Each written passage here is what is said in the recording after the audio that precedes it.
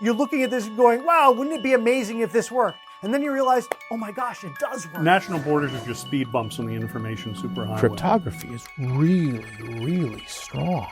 We can do whatever we want here. People might provide the equivalent of what government does in a decentralized fashion. I talk about collapse of governments. I think we actually saw that in the Middle Ages, probably as a result of the printing press. This is the story of a community of scientists, mathematicians, philosophers, and activists who believe that the internet, combined with recent breakthroughs in the field of cryptography, would upend society and usher in a new era of sovereign individualism. We have it in our power to begin the world over again, right now.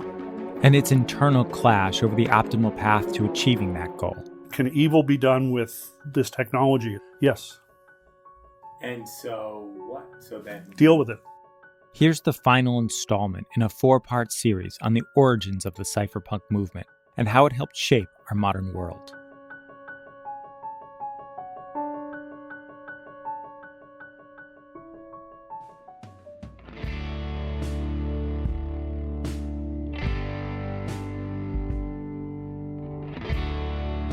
We see a free world that has achieved a level of prosperity unprecedented in all human history. Mr. Gorbachev, tear down this wall. If you had asked me 10 years ago, is it possible that communism could collapse by the year 1992, I would have said absolutely ridiculous. The fall of the Berlin Wall was important to me because I thought it was the end of history and that national borders would cease being the walls of prisons. And so a couple years later, when I discovered the internet, I thought, oh, this is part of this pattern where borders and distance stop being barriers to people. Then I discovered a whole clan of people who self-identified as computer people. I found my tribe, and among that clan was the cypherpunks mailing list. If you want to subscribe to our mailing list, send a blank email message and just say subscribe cypherpunks. And what is a cypherpunk? What do you guys stand for? Cypherpunks are cryptography activists. The cypherpunks email list, which started in the fall of 1992, 1 year after the launch of the World Wide Web, became a gathering place for a global community interested in using cryptography to allow individuals to communicate and transact on the internet privately and without interference from a central authority. In the last 20 years, the basic techniques to do all sorts of impossible seeming things have suddenly emerged. Put them into practice. Many cypherpunks were inspired by the work of the computer scientist David Chaum, who had demonstrated that it was possible to use cryptography to build an anonymous payment network that ran on the internet. Because of the cypherpunks and because of the science papers of David Chaum, I thought the third thing that's going to happen is economic freedom. That people are going to be no longer constrained by national borders and distance from cooperating and sharing resources and helping each other. But at this watershed moment of collapsing borders, there was a divide within the cypherpunk community over whether these cryptographic tools would lead to more individual freedom, free trade, and the spread of democracy, or the end of government altogether. The cypherpunk movement's most influential figure was the physicist and intellectual provocateur Tim May, who coined the phrase cryptoanarchy. He saw the fall of the Berlin Wall as evidence that the societal institutions we take for granted could collapse in short order, just as they had in the Middle Ages. We saw the little principalities, the monarchies, the religious, the papal states. We saw those collapse, probably as a result of publishing, printing. May penned a one-page summary of how cryptography would upend society. So I just sat down at my little Macintosh and loosely patterned this after the Communist Manifesto. A specter is haunting the modern world, the specter of cryptoanarchy. Cryptography is really, really strong. We can be protected from anything without, from the observers, from the watchers, from the imposers of the past upon the future we're trying to create. May was skeptical of the idea that humanity was witnessing an unabashed victory of economic and political liberalism, or that it was possible to overcome tyranny through collective action. As the political scientist Francis Fukuyama argued, we as human beings want to be recognized with a certain dignity. This is the essential driving force behind democratic revolutions, whether they take place in Eastern Europe or in Asia or in Latin America. May embraced a technology-based theory of historic change, summed up by the movement's tagline, which was coined by the mathematician Eric Hughes: cypherpunks write code. What Eric meant by cypherpunks write code is, don't be one of those guys who goes to a Libertarian Party conference and sits about getting somebody elected to the Los Gatos City Council. That way lies madness. Whereas the interesting things that had happened had been technological changes: the telephone, the copy machine, the VCR. The philosophy that I really got interested in is that you don't just go and ask the regulator, oh, we need more privacy online. You go fix it. Arguing and complaining and lobbying and politics have nominal effect on what changes the world is technology adoption and, society moving, shifting its viewpoints. For crypto-anarchists like May, writing code meant building systems for anonymous transactions on the internet that made the arbitrary divisions of the political world irrelevant. National borders are just speed bumps on the information superhighway. Online cryptographic networks would be structured like a geodesic dome, a form hailed by the countercultural technologists of the 1970s for being in harmony with nature and highly resistant to external attack. Networks with no owners, with many interconnecting nodes that would be basically unstoppable. In a geodesic market, economics will no longer be the handmaiden of politics, the cypherpunk writer Robert Hettinger noted, and nation-states will eventually be as ceremonial as modern-day constitutional monarchs. This idea of a many-to-many connection was clearly going to happen. But it was much easier to build a functional network for cooperation and trade when you can rely on a central authority to enforce the rules. How can we use this weird crypto technique to solve this strange, esoteric little problem that in the real world you just solve because, I know what your social security number is, or you have to have your government issued ID that you take into the bank so that you can open up your bank account and they can link the two together and say, okay, if Jim McCoy walks out on this $100,000 loan, well, we know where to find him. I was trying to deal with those problems. You can buy and sell property in cyberspace using cryptographic protocols. The idea of ways in which people might provide the equivalent of what government does in a decentralized fashion. Tim stole some ideas from My Machinery of Freedom, and he reprocessed them with all this technological stuff, and then I stole them back. A function of government that was particularly hard to replicate using cryptography was the issuance of money. The cypherpunks attempted to build a borderless internet currency system as anonymous as cash, and that, like gold, held its value without the backing of a central bank.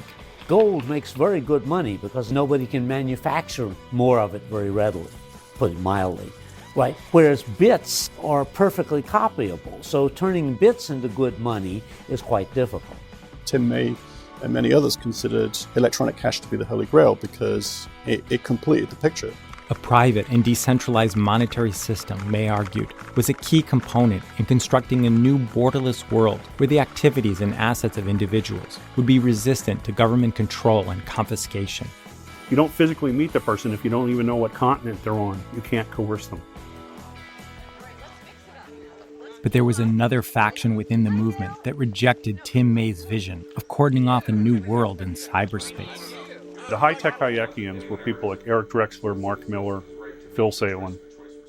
They were focused on designing secure computing systems based on economic insights, particularly those of the Austrian-born Nobel Prize winner Friedrich Hayek. Instead of building a new virtual world shielded from government interference, the high-tech Hayekians sought to use technology to demolish walls and divisions within the existing world. They imagined that introducing new tools for human coordination would gradually erode the government's ability to impinge on our freedoms. We did lots and lots of fantasizing about how the world could be different, but we saw this as emerging from inside the world. Cryptography was a tool for porting economic concepts and legal strictures onto the internet, but the aim was to foster new forms of peer-to-peer commerce and knowledge sharing. And the high-tech Hayekians believe that even imperfect systems can transform society gradually from within. The overall arc of world history is towards rule of law, towards less corruptible systems. If the emergence of the world of crypto commerce creates systems that are vastly less corruptible, but under a whole mix of different mechanisms and governance regimes, such that they're not always everywhere uncorruptible, I think that's fine. There's a lot of power in providing people tools such that they can successfully start to act more like you would like them to. As opposed to, you've got to come over here where it's really hard-edged encrypted and it works exactly the way we want. No, let's raise people's levels incrementally, and that's an improvement in the world. For many cypherpunks, the darker side of crypto-anarchy was epitomized by the writings of the chemist and electrical engineer Jim Bell, a participant on the email list who in the mid-90s compared aggression by the state to that of muggers, rapists, robbers, and murderers, and posited a cryptographically protected marketplace in which anonymous individuals could in effect pay to have government employees killed with the goal of destroying the state. In 1997, Bell was arrested and went to prison for, among other things, dropping a stink bomb on a government building. Tim May distanced himself from Bell's writings and activities, while maintaining that marketplaces for assassination, like the one Bell had described, might be both inevitable and desirable. Can evil be done with this technology? It's not just the internet, but especially the crypto part of it. Yes. And so what? So then... Deal with it. And Zimmerman once told me that he sometimes regretted ever introducing PGP to the world because it could be used by Al-Qaeda or the Taliban or whatnot. I say, so what? I'm not morally responsible. Would have happened whether we had existed or not. Because technology has its own logic. And people want to do what they want to do. I mean, they want free shit. They want freedom to do things. Even if they say this should be regulated, they'll often make the conscious decision to copy music, copy videotapes they want to see. Black net is a negative consequence. I'm not interested in creating that. When you build technology to solve problems, then there are consequences that we try to think ahead of and look at and figure out how we might address and get ahead of the downsides of what we build. And that's responsible development. And we certainly engaged in that and talking with Tim May and putting on that, what if I was a black hat kind of thing was certainly a useful foil for working through those kinds of ideas, but that's absolutely not what cypherpunks were. So the progress of the spread of democracy, if you take a sufficiently long-term view of it, has been really, quite remarkable.